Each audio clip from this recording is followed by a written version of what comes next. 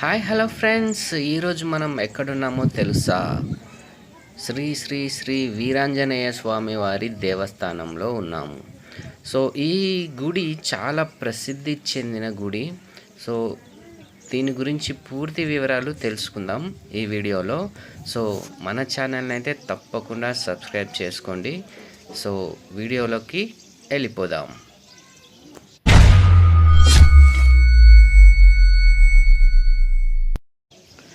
ఈ దేవాలయానికి 500 ఏళ్ల నాటి చరిత్ర ఉందని మనకి ఇక్కడ గ్రామస్తులు చెప్తున్నారు. ఇక్కడ ఆంజనేయ స్వామి మహాశక్తివంతమైన స్వామిగా కొలుస్తారు. ఎలాంటి కోరికలు కోరుకున్నా అట్టే నెరవేరుతాయని భక్తుల నమ్మకం. అయితే గుడి ముందు భాగంలో మనకు ఈ విధంగా కనిపిస్తుంది. సో ముందు చాలా విశాలమైన స్థలం కనిపిస్తుంది. సో ఇక్కడ ప్రశాంతంగా ఉంటుంది.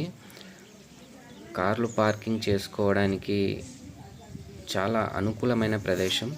ఇక గుడిలోకి వెళ్దాం పదండి.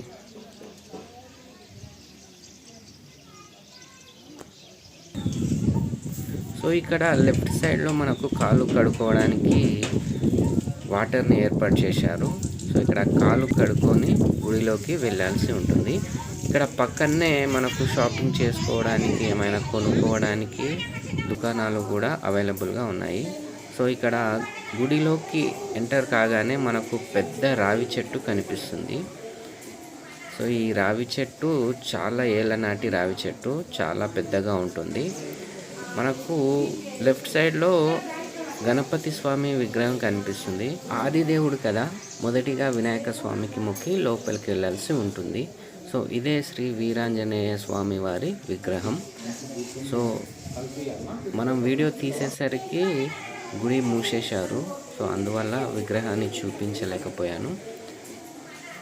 సో ఇక్కడ ప్రతి శనివారం అన్నదాన కార్యక్రమం కూడా ఉంటుంది.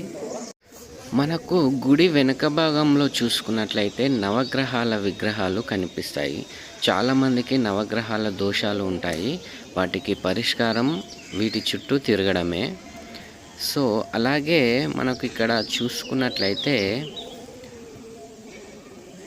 నాగబంధం అంటారు కదా, నాగసర్పాలు రెండు కలిసి ఉండడం. సో వాటి విగ్రహాలు కూడా మనకు ఇక్కడ కనిపిస్తున్నాయి. అలాగే ఇక్కడ మనకు శివుని గుడి కూడా కనిపిస్తుంది. ఈ శివుని గుడి ఆంజనేయ స్వామి వెనుక భాగంలో ఉంటుంది. సో ఇది చాలా పవిత్రమైన గుడి. ఇక్కడ ధ్వజస్తంభం కూడా మనకు కనిపిస్తుంది. ఈ గుడిలో శివలింగం ఉండడం చాలా విశేషం అన్నట్టు. ఇక్కడ కొబ్బరికాయలు కొట్టడానికి అనుకూలమైన స్థలం. ఈ గుడిలో మనకు వినాయకుడు ఉంటాడు, అలాగే సీతారాములు ఉంటారు, అలాగే శివుడు కూడా ఉంటాడు. ఒకే గుడిలో ఇంతమంది ఉండడం చాలా అరుదు.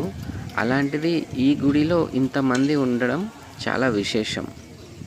అందుకే ఈ గుడిని దర్శించుకుంటే మన కోరికలు అన్నీ నెరవేరుతాయని భక్తుల నమ్మకం. గుడి ప్రాంగణం చాలా విశాలంగా ఉంటుంది.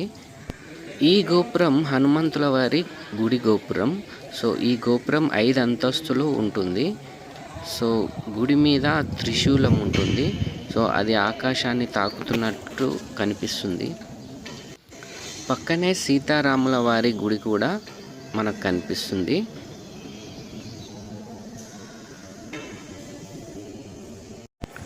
ఈ రావి చెట్టు యొక్క ప్రత్యేకత ఏంటంటే, మనం ఏదైనా కోరికలు కోరినప్పుడు ముడుపు కడతాం కదా. సో అలాగే ఇక్కడ పక్కన ఉన్న షాప్లో ముడుపులు అమ్ముతారు.